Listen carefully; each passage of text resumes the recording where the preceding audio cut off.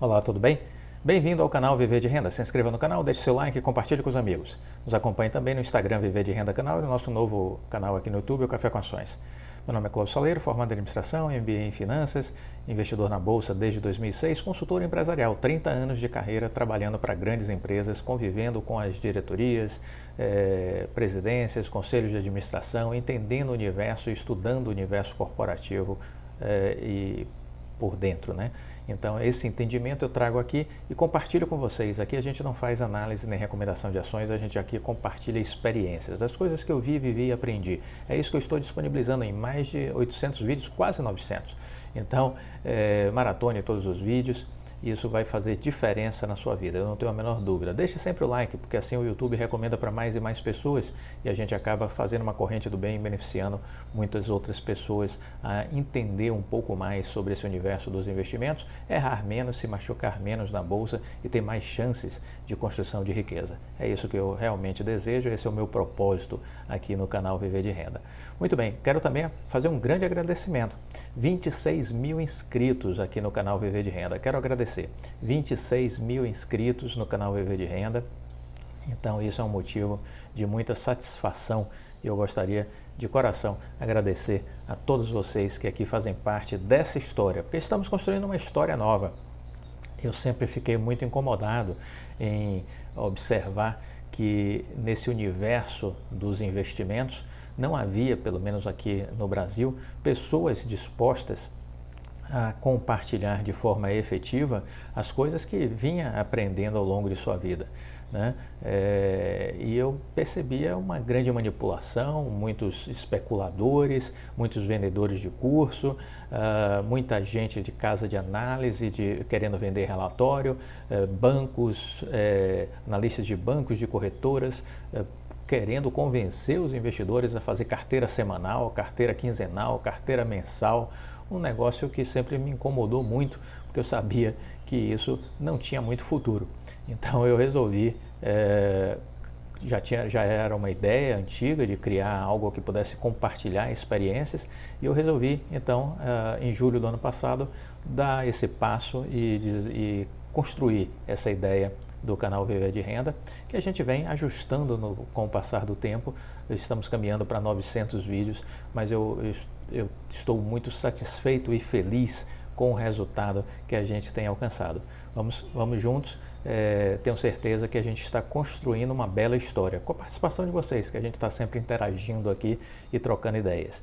Muito bem, vamos falar sobre o leilão do 5G, estamos em cima, dia 4 de novembro, leilão do 5G, né? Hoje aí, portanto, a gente tem essa grande definição do leilão do 5G, né? O que podemos pensar sobre isso? Eu procurei trazer aqui para compartilhar com vocês uma entrevista que saiu do Leonardo Euler, o atual presidente da Anatel, que se despede exatamente no dia do leilão do 5G. Então eu queria compartilhar com vocês um pouco das ideias dele numa entrevista, para que vocês tenham uma noção da importância do que vai acontecer exatamente no dia 4 de novembro, né? O 5G costuma estar associado a carros autônomos, outras aplicações distantes da realidade. O que de prático é vislumbrado no curto prazo? Perguntou o repórter. Olha, o 5G ele vai remodelar a sociedade, disse o Leonardo Euler, e os meios produtivos. Trata-se de uma plataforma tecnológica que potencializa outras tecnologias, como a inteligência artificial, a robótica. Não se trata apenas de um aumento de velocidade, como ocorreu na transição da terceira para a quarta geração da internet. Envolve objetos interconectados no agronegócio, por exemplo, que representa 25% do PIB, e aplicações mais futurísticas mesmo, como cirurgias remotas. O desafio no fim da década de 90 era conectar os domicílios. Depois veio o ciclo de se conectar as pessoas. E agora vem a terceira fase, que é a de conectar as coisas. Mas vamos colocar na expectativa certa. O 5G está em sua primeira infância. Ainda teremos um tempo até as aplicações surgirem. Na transição para o 4G, quem poderia pensar em aplicações como Uber ou iFood? Máquina a vapor, eletricidade e internet promoveram mudanças transversais a todas as cadeias de valor. Talvez o 5G se insira nesse conceito. E aqui vamos fazer um parêntese, que na verdade quando se fala que o desafio foi conectar domicílios, este continua sendo um grande desafio. Há um universo muito grande de domicílios ainda sem internet, né? Então isso ainda é um grande desafio para um país continental como o Brasil. Um dos compromissos das operadoras, disse o repórter, é o de cobrir com 4G áreas hoje não atendidas, o que é bem-vindo em um cenário de desigualdade. Mas diante da evolução da tecnologia, essas áreas não ficarão rapidamente atrasadas em relação aos locais que vão receber o 5G? Olha, por isso que o edital tem um viés não arrecadatório. Temos 4 editais em um só. São 4 faixas de radiofrequência inseridas no edital. As faixas de 700 MHz e 2.3 GHz só tem ecossistema para equipamentos 4G. Aí temos a faixa de 3.5 GHz, a principal porta de entrada do 5G, e a de 26 GHz, cuja condição de propagação é muito restrita e os modelos ainda são exploratórios.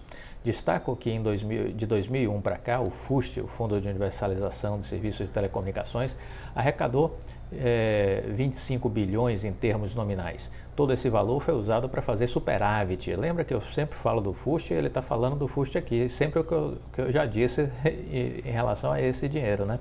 Sempre foi utilizado para fazer superávit ou para minimizar o déficit primário. Esse dinheiro está lá, bloqueado.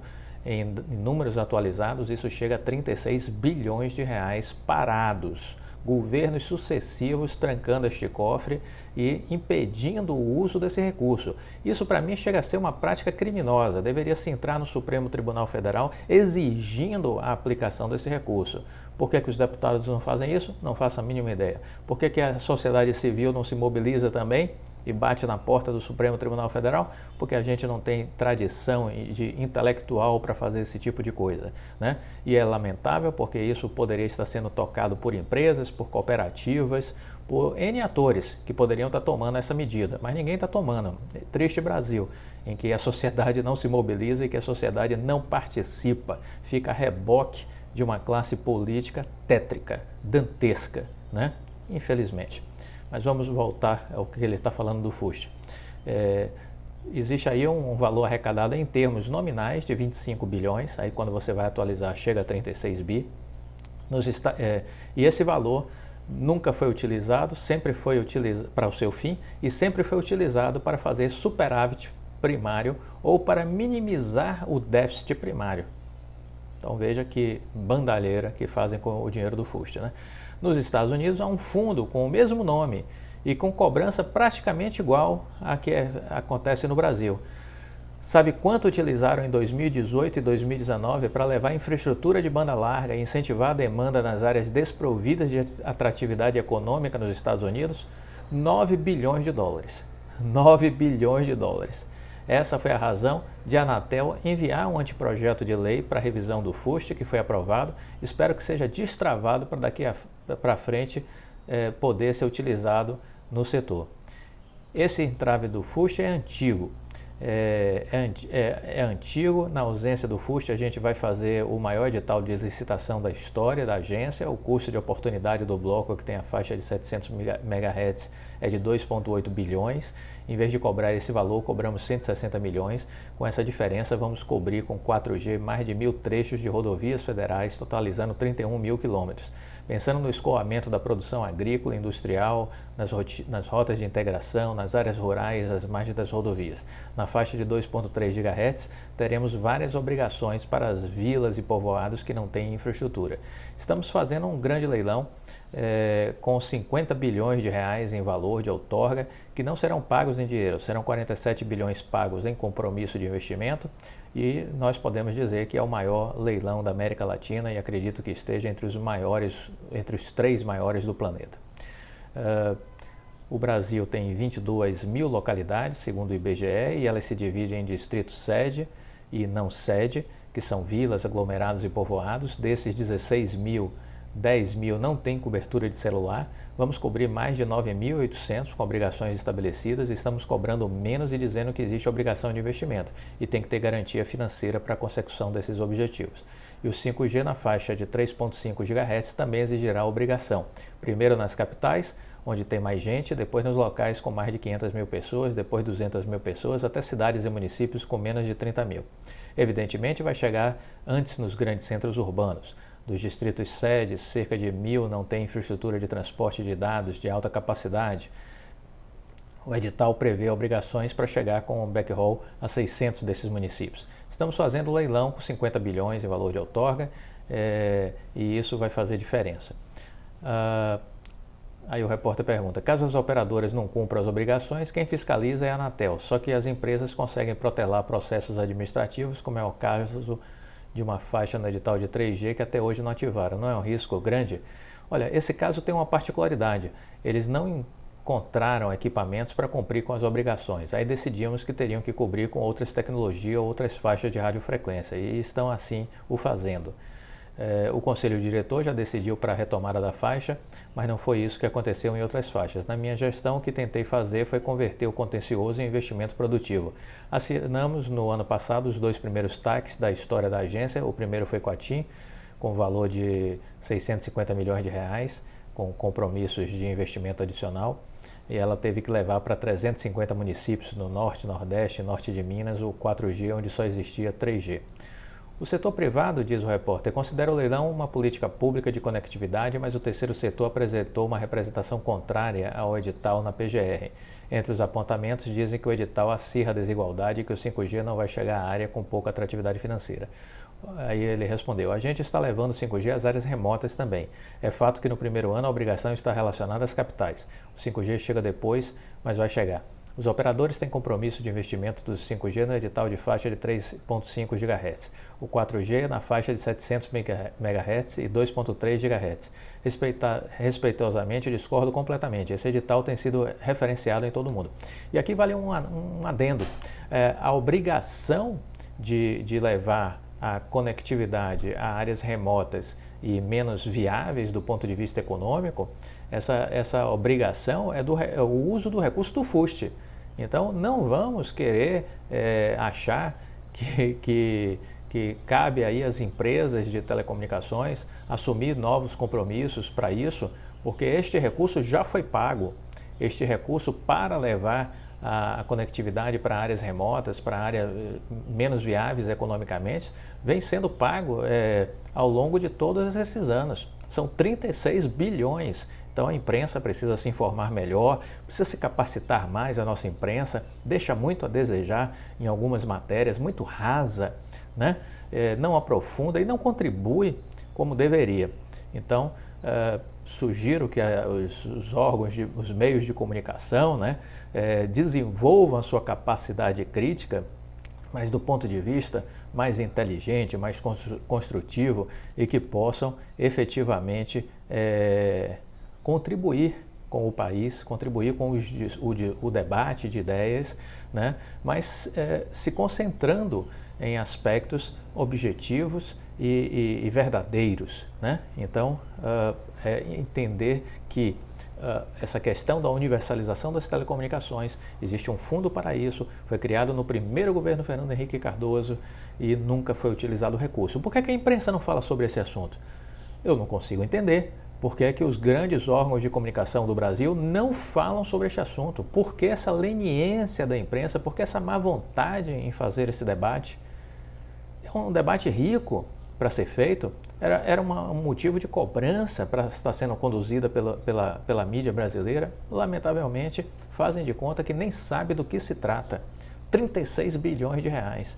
E quem fica sendo penalizado é exatamente a sociedade, porque poderia estar numa situação muito melhor do ponto de vista de conectividade, escolas públicas, com tecnologia e tudo mais, e nada disso foi viabilizado por conta dos governos, né, sucessivos, independente de bandeira ideológica, que permanece até hoje sem utilizar o recurso, né? E ninguém cobra. E aí, quando não cobra, fica desse jeito, né? Fazendo todo mundo com cara de paisagem, fazendo de conta que não sabe do que se está falando. E aí o repórter disse, bom, outra crítica diz respeito à celeridade em parte do rito. O ministro do TCU, Haroldo Cedrais, revisou, solicitou 60 dias e o prazo foi reduzido para 1 semana. Uma pergunta tosca, né? Esse é o tipo de pergunta tosca. Aí o Leonardo Euler, não vou entrar na dinâmica do TCU, mas dizer que o processo foi adoçado em termos de análise de maneira nenhuma. Enviamos os dados ao TCU no fim de março, a decisão aconteceu em agosto, até gostaria de elogiar os técnicos da agência, eles são referências na União Internacional de Telecomunicações, em termos de precificação de espectro. Entendo que muitas vezes cabe ao terceiro setor fazer críticas, é legítimo e o papel deles, mas dizer que o edital não está completamente desenhado para fazer inclusão digital não é certo. Aliás, o edital conversa com a cidadania, com a retomada econômica, com a infraestrutura, na medida que tem compromissos relacionados às estradas, né? Todos os recursos que serão decorrentes da faixa de 26 GHz vão para a conectividade das escolas. Não deveria, entendeu? Não deveria R$1 para as escolas, porque o dinheiro para as escolas é o dinheiro do FUST. Eu, presidente das empresas que vencer o leilão, entraria na justiça pedindo a desobrigação desse tipo de investimento, porque alegaria que já existe um recurso precedente que é voltado para essa finalidade, que é o recurso do FUST. Vamos aguardar, porque eu, presidente de alguma empresa que ganhasse, que venha a ganhar o leilão, eu faria isso, entendeu? Entraria no Supremo pedindo a desobrigação por conta de já existir um recurso que é descontado do dinheiro que eu recebo mês a mês por conta de todos os clientes que me pagam as contas, a internet, conexão, seja lá o que for, é descontado esse recurso, então que se use o recurso que é para essa finalidade, entendeu? Então, para mim, isso é uma coisa que não faz sentido, eu ter que agora pagar para colocar tecnologia em escolas públicas. O dinheiro já existe, por que vai criar outro dinheiro para isso? Não faz sentido. E aí, ele continua aqui falando de que eles têm tido tratativas com o Ministério da Educação, e há um prazo para apresentar isso para a Anatel, a gente está abrindo uma janela de recursos expressiva, vamos colocar todo esse arsenal de informação e estudo a serviço do MEC, a partir do momento que ele estabelecer as escolas, cabe a um grupo responsável implementar isso. E aí o repórter disse, muitos que são considerados conectados à internet nas classes mais pobres têm acesso restrito a redes sociais como o Facebook e o WhatsApp, porque as operadoras liberam esses aplicativos em planos pré-pagos. Como avalia esse modelo? Precisamos discutir no âmbito da reforma tributária o imposto sobre o setor de telecomunicações, altíssimo, na casa de 50%. Precisamos discutir.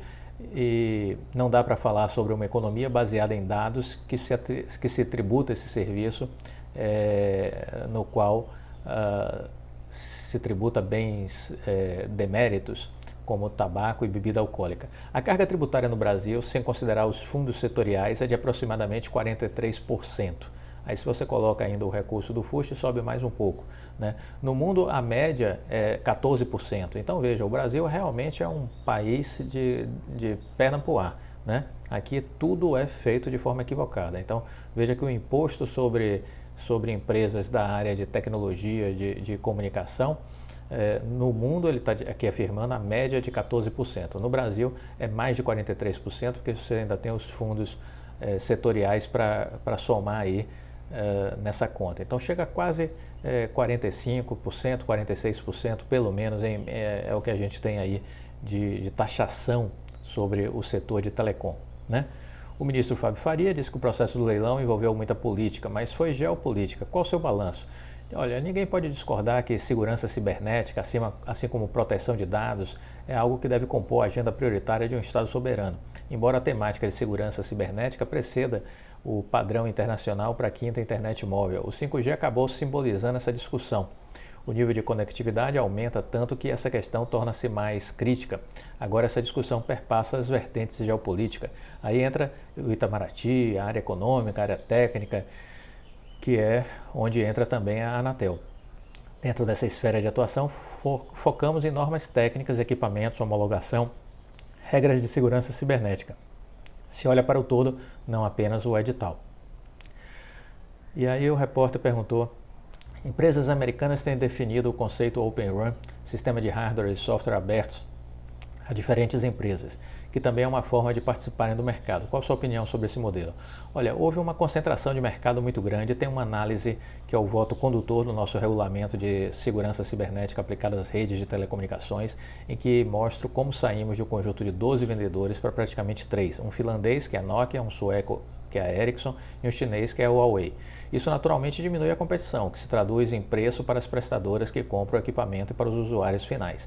O maior desafio do Open RAN é a interoperabilidade. Acho que o modelo vai se tornar uma realidade em alguns anos, mas não cabe ao regulador. É a tecnologia que vai definir. A Anatel tem que regular para não obstruir esse desenvolvimento.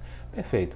Então é isso que a gente também entende. Vamos ficar de olho no leilão. Um grande acontecimento, sem sombra de dúvida, um marco para a história do país, o leilão do 5G, né? Então isso vai contribuir muito com o desenvolvimento do Brasil, muitas aplicações, muitas possibilidades, muitas oportunidades. Um marco para a história do nosso país, o leilão do 5G. E que venha as outras transformações que o país precisa, em especial uma reforma tributária decente. Para isso, precisamos revisar o nosso orçamento, fazer reforma administrativa, porque o Estado brasileiro ele é feito para sangrar a sociedade brasileira.